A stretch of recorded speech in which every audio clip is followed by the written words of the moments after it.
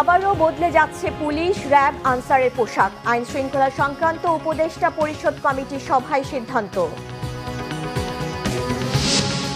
মানুষের দীর্ঘদিনের ভোট দিতে না পারার আক্ষেপ ঘোচাতে চান সিইসি। নিবন্ধন থেকে কেউ যেন বাদ না পড়ে, নির্দেশ কমিশনারদের।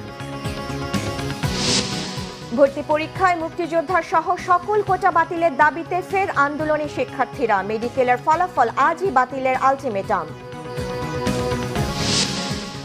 বাংলাদেশ সময় রাত 11টায় ট্রাম্পের শপথ। ক্যাপিটল হিলে নিশ্ছিদ্র নিরাপত্তা, উদ্বেগে অভিবাসী ও মুসলিমরা। দেখছিলেন ক্রাউন সিমেন্ট সংবাদ শিরোনাম, এবার বিস্তারিত। স্বরাষ্ট্র উপদেষ্টা অবসরপ্রাপ্ত লেফটেন্যান্ট জেনারেল জাহাঙ্গীর আলম চৌধুরী জানিয়েছেন, পুলিশ, র্যাব ও আনসারের নতুন পোশাক চূড়ান্ত করা হয়েছে। পোশাকের সাথে মানসিকতারও পরিবর্তন হবে বলে আশা করেন তিনি। সচিবালয়ে আইন শৃঙ্খলা সংক্রান্ত উপদেষ্টা পরিষদ কমিটির সভা শেষে এই তথ্য জানান স্বরাষ্ট্র উপদেষ্টা। তিনি জানান, কয়েকদিন ধরে সীমান্তে বিজিবির কাছে সাউন্ড গ্রেনেড ও টিয়ারশেল না থাকায় ব্যবহার করতে পারেনি। আছে লিথাল উইপন। এখন সাউন্ড গ্রেনেড ও টিয়ারশেল কেনার অনুমতি দেওয়া হয়েছে, কারণ বিএসএফ এর কাছে তা আছে। তিনি জানান, দেশে অনেকে অবৈধভাবে বসবাস করছে, যার সংখ্যাটা ছিল ৪৯,২২৬। এখন তা কমে দাঁড়িয়েছে ৩৩,৬৪৮ জনে। ৩১ জানুয়ারির মধ্যে অবৈধদের যেতে হবে, না গেলে আইনানুগ ব্যবস্থা নেওয়া হবে। যারা তাদের কর্মসংস্থানের ব্যবস্থা করেছে তাদের বিষয়ে আইনি পদক্ষেপ নেওয়া হবে বলে জানান স্বরাষ্ট্র উপদেষ্টা। পোশাকের সিদ্ধান্তটা হয়ে গেছে পুলিশের জন্য, র্যাবের জন্য এবং আনসারের জন্য। তিনটা সিলেক্ট করা হয়েছে। বর্ডারে আমরা সব সময় লেথাল ওয়েপনই দেওয়া ছিল। ওই যে আপনারা অনেকে জানেন বিজিবি কেন তারা সাউন্ড গ্রেনেড মারে নাই বা কেন টিয়ার শেল মারে নাই, বা এইগুলি তো বিজিবির কাছে নাই, যেহেতু বিজিবির কাছে তো সব লেথাল ওয়েপন, এই জন্য তো ওইটা তো তারা মারতে পারে নাই। এই জন্য আমরা তাদের এখন পারমিশন দিয়ে দিয়েছি এবং খুব তাড়াতাড়ি এই জিনিসগুলি ক্রয় করা হবে। আর যেগুলি এই যে মরণঘাতী ওয়েপন তো ওদের কাছে আছে, কিন্তু যেইগুলি নাই, যেমন ধরেন টিয়ার গ্যাস নিক্ষেপ করা, যে টিয়ার গ্যাস তো ওদের কাছে নাই, প্লাস আপনার ওদের কাছে তো এই যে সাউন্ড গ্রেনেড নাই। এই সাউন্ড গ্রেনেড এইগুলি কেনার জন্য ওদের আমরা পারমিশন দিয়ে দিয়েছি। নির্ভয়ে পছন্দের প্রার্থীকে যেদিন সাধারণ মানুষ ভোট দিতে পারবে, সেদিন ভোটাধিকার প্রতিষ্ঠিত হবে বলেছেন প্রধান নির্বাচন কমিশনার AM নাসির উদ্দিন। মানুষের দীর্ঘদিনের ভোট দিতে না পারার আক্ষেপ গোছাতে চান বলেও জানান তিনি। এদিকে কেউ যাতে নিবন্ধন থেকে বাদ না পড়ে, সেজন্য তথ্য সংগ্রহকারীদের বাড়ি বাড়ি গিয়ে যত্ন সহকারে তথ্য নেওয়ার নির্দেশ দেন অন্য কমিশনাররা। Report SF Pfizer. দেশব্যাপী সপ্তমবারের মতো বাড়ি বাড়ি গিয়ে ভোটার তালিকা হালনাগাদ কার্যক্রম শুরু করেছে নির্বাচন কমিশন। তা চলবে 3 ফেব্রুয়ারি পর্যন্ত। নিবন্ধন কেন্দ্রে বায়োমেট্রিক নিবন্ধন 5 ফেব্রুয়ারি থেকে শুরু হয়ে চলবে 11 এপ্রিল পর্যন্ত। 2008 সালের 1 জানুয়ারি বা তার আগে জন্মগ্রহণকারীদের তথ্য সংগ্রহ করা হবে। ঢাকা জেলার সাভার উপজেলা পরিষদ মিলনায়তনে প্রধান নির্বাচন কমিশনার AM নাসির উদ্দিন ও নির্বাচন কমিশনাররা ভোটার তালিকা হালনাগাদ কর্মসূচির উদ্বোধন করেন। এ সময় সুষ্ঠু, নিরপেক্ষ ও গ্রহণযোগ্য নির্বাচন করার আশ্বাস দেন সিইসি। মানুষকে যাতে আমরা উদ্বুদ্ধ করতে পারি যে আপনারা ভোট দেওয়া যেমন দায়িত্ব, কেউ যাতে আপনার ভোটটা অন্য কেউ যাতে দিয়ে যেতে না পারে, আপনার ভোটের বাক্সটা যাতে কেউ দখল করতে না পারে, আপনার ভোটের কেন্দ্রটা যাতে কেউ দখল করতে না পারে, এই জন্য মানুষের মধ্যে সচেতনতা সৃষ্টি, মানুষকে যাতে আমরা সাথে পাই, আপনারা দয়া করে এই সচেতনতা সৃষ্টি করতে, অ্যাওয়ারনেসটা সৃষ্টি করার জন্য আপনারা ভূমিকা রাখবেন, এই প্রত্যাশা আমরা করি। AM নাসির উদ্দিন বলেন, যে কোনো মূল্যে জনগণের ভোটাধিকার ফিরিয়ে দেওয়া হবে। আমাদের ইয়াঙ্গার জেনারেশন যাতে ভোটটা দিতে পারে, আগে অনেকে যে ভোটার হয়েছে ভোট দিতে পারে নাই, তাই তারা রক্ত দিল, এত ইনজিউর্ড হইলো, যদি ভোটটা যদি দিতে না ব্যবস্থা আমরা না করতে পারি, তাহলে তো জাতির সাথে আমরা যে প্রতিশ্রুতিবদ্ধ, জাতির কাছে আমরা ওয়াদাবদ্ধ, এই 18-20 মানুষ যে বঞ্চিত হইলো, তারা কোথায় যাবে? তাদের বঞ্চনার কথা কার কাছে বলবে? তাদের বঞ্চনার বিষয়টি কে দেখবে? Election commission. এবং আমরা সম্মিলিতভাবে তাদের বঞ্চনাটা বোঝাতে চাই। তারা যে এতদিন বঞ্চিত হয়েছে ভোটের অধিকার থেকে, এই সুযোগ এসছে, এখন ইনশাল্লাহ আমরা এই সুযোগটা আমরা নিব। সবশেষ হালনাগাদ কার্যক্রমে নারী ভোটারের সংখ্যা আশঙ্কাজনক কম হওয়ায় এবার তথ্য সংগ্রহকারীদের সতর্ক থাকার আহ্বান জানান নির্বাচন কমিশনাররা। হুঁশিয়ার করেন দু জায়গায় ভোটার না হতে। সবশেষ হালনাগাদ অনুযায়ী দেশে ভোটার সংখ্যা 12,18,50,160 জন। S M Foyez, Bangla Vision, Savar, Dhaka. অতীতে স্বৈরাচারদের পরিণতির কথা বিবেচনা করে শিগগিরই নির্বাচনের ব্যবস্থা করার দাবি জানিয়েছেন বিএনপির স্থায়ী কমিটির সদস্য ডক্টর খন্দকার মোশাররফ হোসেন। শহীদ রাষ্ট্রপতি জিয়াউর রহমানের 89তম জন্মদিন উপলক্ষে এক আলোচনা সভায় তিনি এ দাবি জানান। ডক্টর মোশাররফ হোসেন বলেন, অন্তর্বর্তী সরকারকে সম্মানের সাথে বিদায় নিতে হলে দ্রুত জনগণের নির্বাচিত প্রতিনিধির কাছে ক্ষমতা হস্তান্তর করতে হবে।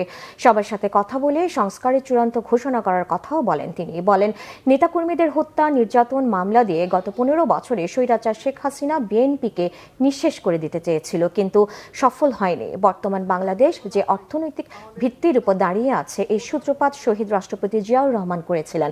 তিনি বাকশাল বাতিল করে বহুদলীয় গণতন্ত্র প্রতিষ্ঠা করেছিলেন বলে জানান ডক্টর খন্দকার মোশাররফ হোসেন।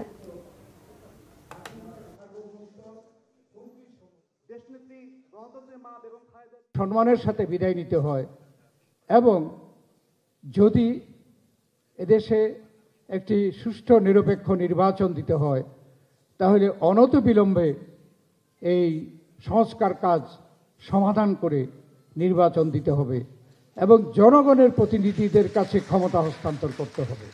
সকল সংস্কার কিন্তু দিন তারিখ ঠিক করে দিয়ে সমাধান সম্ভব নয়। এই সংস্কার হচ্ছে চলমান। ভর্তি পরীক্ষায় মুক্তিযোদ্ধা সহ সব ধরনের কোটা বাতিলের দাবিতে আবারও আন্দোলনে শিক্ষার্থীরা। একই সাথে মেডিকেল ভর্তি পরীক্ষার ফলাফল আজকের মধ্যে বাতিল করে নতুন ফলাফল প্রকাশেরও দাবি তাদের, নইলে কঠোর আন্দোলনের হুঁশিয়ারি শিক্ষার্থীদের। বিস্তারিত জানাচ্ছেন জিয়া খান। 24-এর সেই স্লোগান 25-এ এসে আবারও দিচ্ছে শিক্ষার্থীরা। কোটা বাতিলের দাবিতে করা আন্দোলনে জুলাই অভ্যুত্থানের তাৎপর্য নিয়ে এবার প্রশ্ন তোলেন তারা।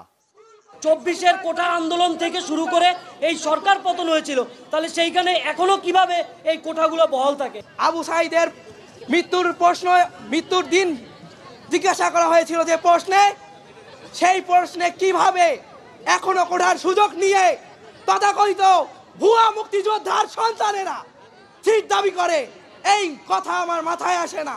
ভর্তি পরীক্ষায় সব ধরনের কোটা বাতিলের দাবি তাদের। ভবিষ্যতে সকল প্রকার কোটা, মেডিকেল শিক্ষা ব্যবস্থা সহ সকল প্রকার শিক্ষা ব্যবস্থার প্রশ্নপত্র এবং উত্তরপত্রের যথাযথ সংস্কার করতে হবে। প্রকাশিত মেডিকেল ভর্তি পরীক্ষার ফলাফলও বাতিলের দাবি করেন আন্দোলনরত শিক্ষার্থীরা।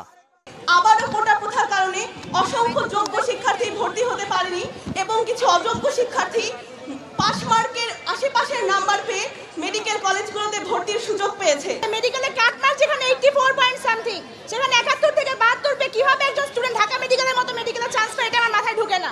ফ্রিডম ফাইটার কোটা তো সেটা তো অন্য বিষয়, কিন্তু তাই বলে 71 থেকে 72 চান্স কেন? 41 থেকে 42 মার্কস পেয়ে কেমনে ফরিদপুর মেডিকেলে চান্স পায়, আপনারা আমাকে বুঝান। দাবি না মানলে খুব শিগগিরই কঠোর কর্মসূচি ঘোষণার হুঁশিয়ারি শিক্ষার্থীদের। আজকে আপনারা আমাদের যে শান্তিপূর্ণ অবস্থান দেখছেন, যদি আজকের মধ্যে দৃষ্টান্তমূলক কোন ধরনের পদক্ষেপ স্বাস্থ্য শিক্ষা না দেখায়, অন্তর্বর্তীকালীন সরকার না দেখায়, তাহলে আপনারা আমাদের কঠোর রূপ দেখবেন। শিক্ষা ব্যবস্থার পরিবর্তন এবং ভর্তি পরীক্ষার পর উত্তরপত্র সহ ফলাফল প্রকাশের দাবিও করেন আন্দোলনকারী শিক্ষার্থীরা। জিয়া খান, বাংলা ভিশন, ঢাকা। শহীদ আসাদের 56তম মৃত্যুবার্ষিকী আজ। 1969 সালের এই দিনে ঐতিহাসিক 11 দফা আন্দোলনের হরতাল চলাকালে পুলিশের গুলিতে শহীদ হন তিনি। সকালে ঢাকা মেডিকেল কলেজ গেটে তার স্মৃতিস্তম্ভে শ্রদ্ধা জানাতে গিয়ে তার সহযোদ্ধারা বলেন, শহীদ আসাদের আত্মত্যাগের প্রাথমিক বিজয় অর্জিত হলেও অন্তর্নিহিত আকাঙ্ক্ষা এখনও বাস্তবায়ন হয়নি। আর অন্তর্বর্তী সরকার দ্রুত নির্বাচিত সরকারের কাছে ক্ষমতা হস্তান্তর করে জনগণের সরকার প্রতিষ্ঠা করলেই শহীদ আসাদের স্বপ্ন বাস্তবায়ন হবে বলে মনে করেন বিএনপি চেয়ারপারসনের উপদেষ্টা আমানুল্লাহ আমান। বিস্তারিত জানাচ্ছেন মামুন আব্দুল্লাহ। কিছু আত্মত্যাগ আন্দোলনের পথ সুগম করে, পথ দেখায় জনতার অভ্যুত্থানের। তেমনি এক বিপ্লবীর নাম শহীদ আসাদ। 1969-এর 20 জানুয়ারি তৎকালীন স্বৈরাচার আইয়ুব সরকারের বিরুদ্ধে দেশমাতৃকার জন্য জীবন বাজি রাখা এক নাম। সে সময় ঐতিহাসিক 11 দফা আন্দোলনের হরতাল চলাকালে পুলিশের গুলিতে শহীদ হন তিনি, যার রক্তমাখা পথ মারিয়ে আসে 69-এর গণ অভ্যুত্থান, 71-এর মুক্তিযুদ্ধ। স্বাধীনতার স্বাদ পায় প্রিয় মাতৃভূমি বাংলাদেশ। সোমবার সকাল থেকে শহীদ আসাদের 56তম মৃত্যুবার্ষিকীতে তার স্মৃতিস্তম্ভে শ্রদ্ধা জানাতে আসেন তার সহযোদ্ধা, বিভিন্ন সামাজিক, সাংস্কৃতিক ও রাজনৈতিক দলের নেতারা। এ সময় তার সহযোদ্ধারা জানান, শহীদ আসাদের অসমাপ্ত কাজ এখনো সমাপ্ত হয়নি। এক অর্থে আসাদের যে আত্মাহুতি সেটা সফল মানে সে স্বৈরাচারের পতন ঘটিয়েছে এবং এখানে একটা মুক্তির সংগ্রাম, মুক্তিযুদ্ধ, সেই মুক্তিযুদ্ধের মধ্যে দিয়ে একটা স্বাধীন বাংলাদেশ সেটা প্রতিষ্ঠিত হয়েছে। কিন্তু তার যে অন্তর্নিহিত আকাঙ্ক্ষা, চেতনা, যেটা হলো শোষণ মুক্তির চেতনা, মানুষের যে অধিকার প্রতিষ্ঠার চেতনা, যে অন্ন, বস্ত্র, শিক্ষা, চিকিৎসা, বাসস্থান, কাজ, মানুষের যে মৌলিক গণতান্ত্রিক অধিকার, সেই অধিকার যে প্রতিষ্ঠা, সেই প্রতিষ্ঠা আজও 53-54 বছরে স্বাধীন বাংলাদেশে হয় নাই। গত 15 বছরে ফ্যাসিস্ট হাসিনার আমলে আসাদের চেতনার স্বপ্নভঙ্গ হয়েছে উল্লেখ করে তার পরিবারের সদস্যরা জানান, 24-এর বৈষম্য বিরোধী ছাত্র আন্দোলনই আসাদের চেতনা। নতুন প্রজন্মের কাছে আসাদকে তুলে ধরতে পাঠ্যপুস্তকে তার স্থান চান তারা। আসাদ দিবসকে জাতীয়ভাবে পালন করা হোক, এটা আমাদের দাবি।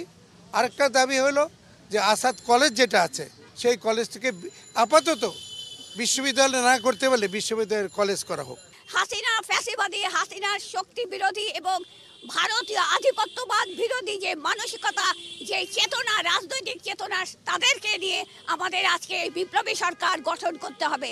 শহীদ আসাদের স্মৃতিস্তম্ভে ফুল দেয় বাংলাদেশ জাতীয়তাবাদী দল বিএনপি।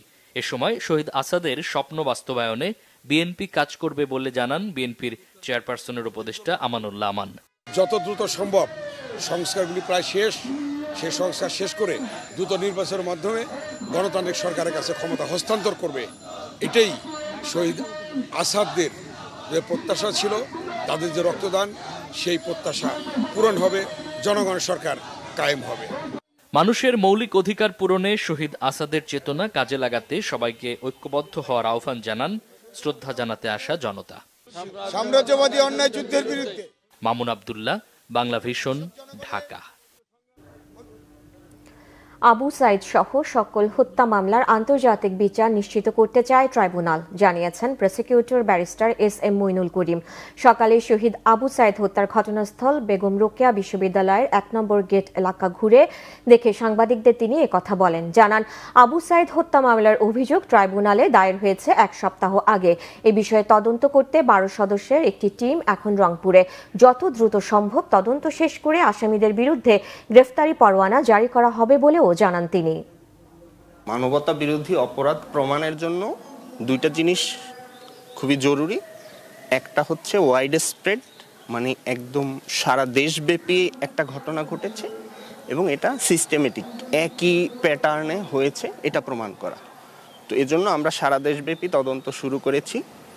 তারই অংশ হিসেবে আজকে আমরা রংপুরে এসেছি, গতকালকে রংপুরে এসেছি, আজকে আমরা এসেছি আবু সাইদ যেখানে শহীদ হয়েছে সেই স্পট ভিজিটে এবং এখানকার তথ্য উপাত্ত এগুলো সংগ্রহ করার জন্য, প্লাস যারা ভিকটিম এবং ওই সময় চাক্ষুষ সাক্ষী ছিলেন তাদের স্টেটমেন্ট নেয়ার জন্য এসেছি। আজ রাতে যুক্তরাষ্ট্রের 47তম প্রেসিডেন্ট হিসেবে শপথ নিতে যাচ্ছেন ব্যক্তিগত নানা কাণ্ডকীর্তিতে ব্যাপক সমালোচিত ডোনাল্ড ট্রাম্প।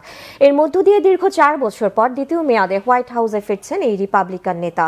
স্থানীয় সময় সোমবার দুপুর 12টা আর বাংলাদেশ সময় রাত 11টায় ক্যাপিটল হিলে ট্রাম্পের অভিষেক অনুষ্ঠান হবে। একে কেন্দ্র করে রাজধানী ওয়াশিংটন ডিসি জুড়ে নেওয়া হয়েছে নিশ্ছিদ্র নিরাপত্তা। রবিবার ওয়াশিংটনে বিশাল সমাবেশে হাজির হন ট্রাম্প। তাঁর বক্তব্যের বেশিরভাগ জুড়েই ছিল অভিবাসন সংকট।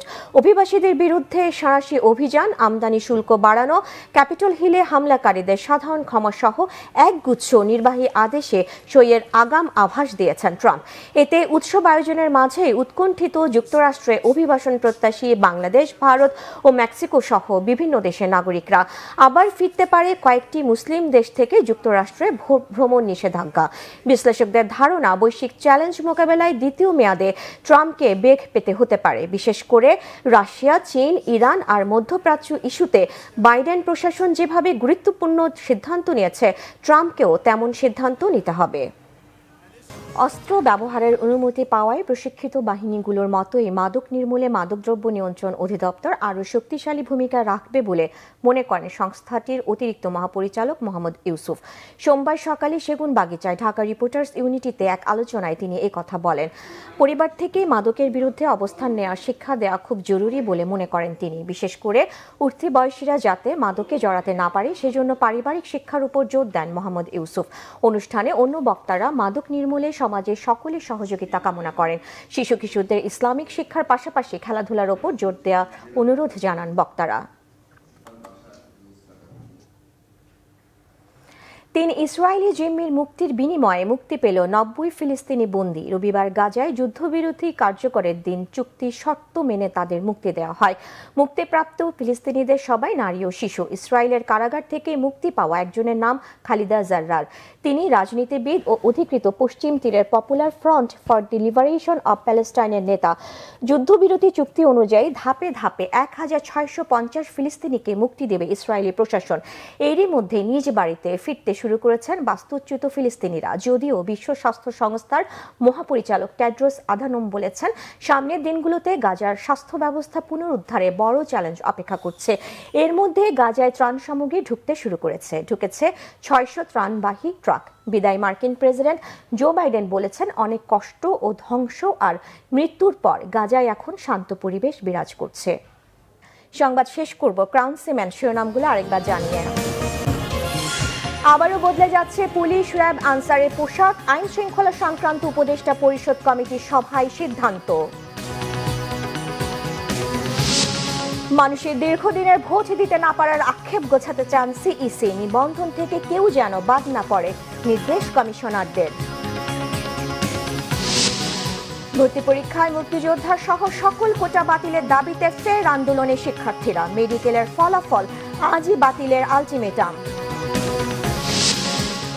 বাংলাদেশ সময়ে রাত 11টায় ট্রাম্পের শপথ। ক্যাপিটল হিলে নিশ্ছিদ্র নিরাপত্তা, উদ্বেগে অভিবাসী ও মুসলিমরা।